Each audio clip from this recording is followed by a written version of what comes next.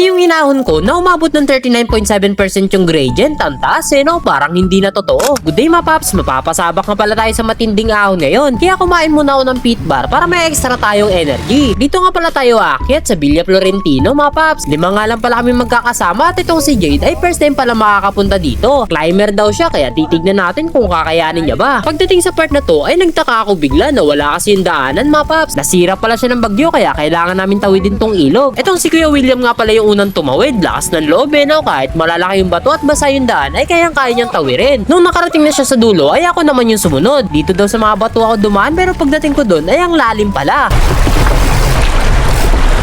Lalim pre! Lumog ako! Mukha lang pala siya magkakadikit pero magkakalayo pala sa malapitan. Tapos yun, nabasa na yung sapatos ko kaya di ko na pinilit biken. Nabudol tayo mga paps. Sumunod naman si Jade at tumawid at muntikan pa siyang matumba. Tapos ito si MC naman yung last.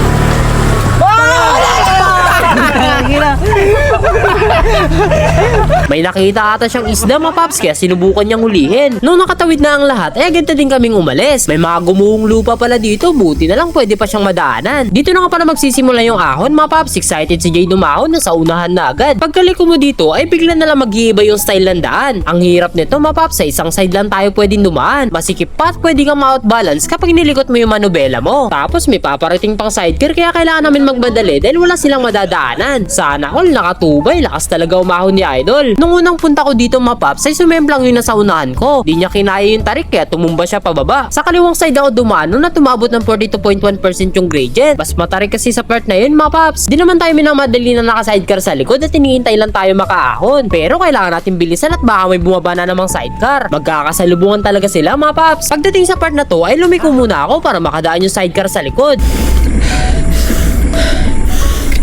Grabe yung hingal ko mga paps, sobrang tarik kasi ng ahon. Umikot-ikot muna ako dito hanggang sa kumalma yung paghinga ko. At nung okay na, ay bumanat na naman tayo ulit. Ang bilis ng dalawa, di ko na makita. Sino, nakita ko na yung isa kaya tawa ko ng tawa.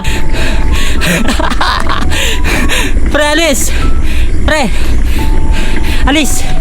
Alis! Pre, sorry. Nag-power up si tropa mga paps. Pakinggan natin yung rason niya mamaya. Awit, may pababang sidecar. Kailangan talaga natin bumaba sa bike. Lang.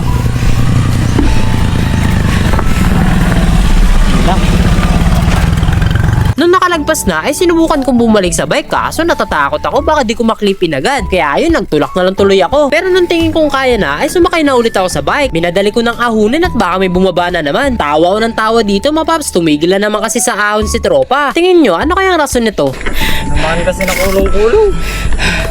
Sino, andito na si Kuya William, ang lakas talaga. Mabagal man umahon pero hindi tumutukod. Umabot nga pala ng 39.7% yung max gradient dito mga paps. Nagpahinga lang kami ng saglit tapos umahon na naman. Ang kulit ng daan no, hindi ka talaga pwede manduga. Hindi ka pwede magtahe dahil delikado yung daan sa gitna. Para talaga akong pinaparusahan kapag umaakit ako dito. Nung nakarating na si Kuya William ay bumili muna kami ng soft drinks sa tindahan. Pa-recover lang kami ng konti kasi may isa pa kaming aakyatin. Maya-maya lang ay tumuloy na ulit kami. Tamang ingat na ako dito kasi basa na yung daan tapos sira pa. Na-outbalance pa ako dito, buti na lang na-clip out ko agad.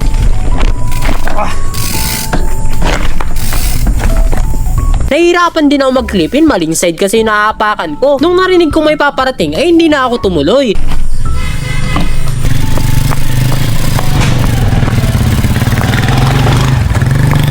Bumaba na lang ako ulit para makakit natin siya ng tuloy-tuloy. Tinawanan pa tayo ni tropa, akala niya kasi tumukod na ako. Medyo liblib yung lugar na to mga paps pero safe naman siyang puntahan. Mababait yung mga tao at hindi na kasi mangot. Malamig po yung hangin kasi napapalibutan ng mga puno. Kaso mapapakamot ka talaga sa ulo sa sobrang kitid at tarik ng daan. Yung tipong kahit masakit na yung hita mo, pipilitin mo talagang tapusin kapag tumukod ka kasi mas mahihirapan ka ng bumalik. Kailangan mo din i-manage yung paghinga mo para hindi ka agad hingalin. Inhale sa ilong tapos buga sa bibig yung ginagawa ko mga paps. Sino, andito na tayo sa likuan, aahunin ko na lang to at nandun na tayo sa tuktok.